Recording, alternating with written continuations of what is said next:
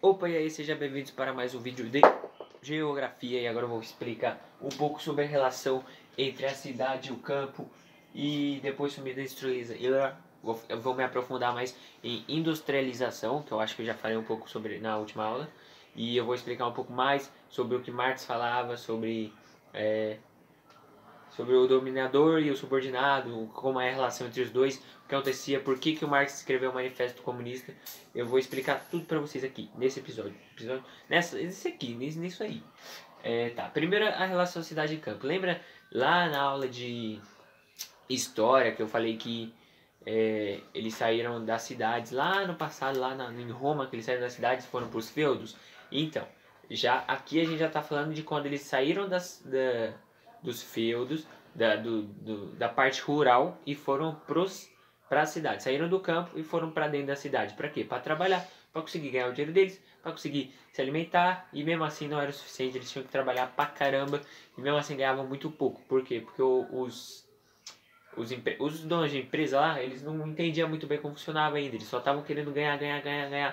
Eles não entendiam como funcionava o mercado, não existia uma coisa assim muito visível. Hoje em dia já existe, mas lá não existia isso, entendeu? Aí teve um monte de revolução, um monte de coisa e tal, mas as pessoas que moravam no campo, elas nunca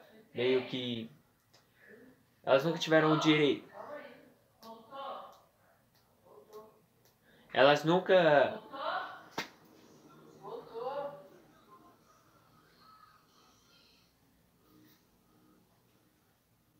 Elas que moravam no campo, elas nunca conseguiam. Elas nunca chegavam a ter algo industrializado. Por quê? Porque toda a parte industrial ficava na cidade, realmente. Ou seja, toda a parte primária, aquela parte que tem que ter, tem que ter o ferro, tem que ter o café, todas essas coisas vinham do campo. Toda a parte do campo trabalhava nessas coisas primárias. E que é mais ou menos hoje em dia como acontece também.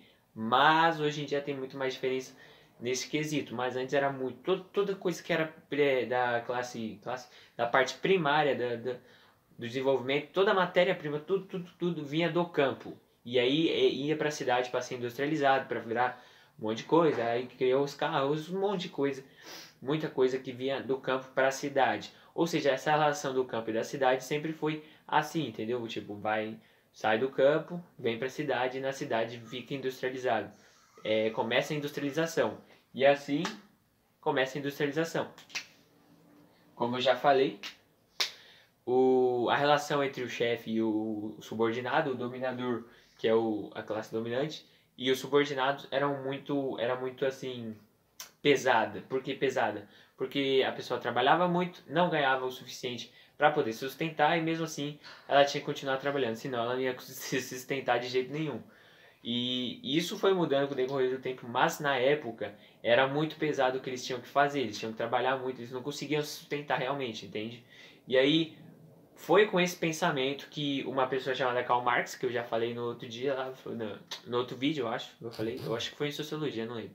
Enfim, eu falei do Karl Marx, ele escreveu uma carta, assim, tipo, não é uma carta, é meio que um livrinho, assim, bem simples, que é meio um manual, pronto. É um manual de como que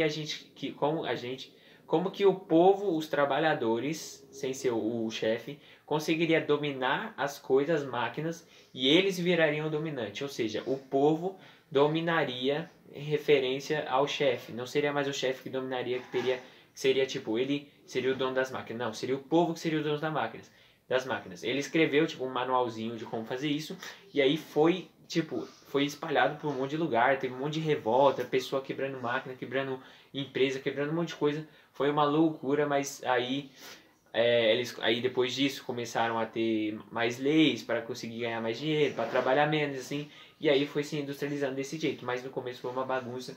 E essa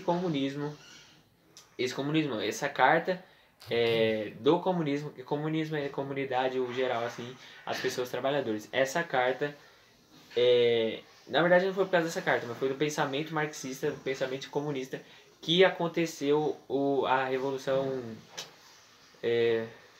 que teve muita interferência na Revolução Russa, que eu vou falar daqui a pouco, e foi por causa disso que, nossa, aconteceu um monte de conflito. Fiquem aí que eu vou falar isso aí depois, mas por enquanto é isso, deixa o like aí, valeu, é nóis.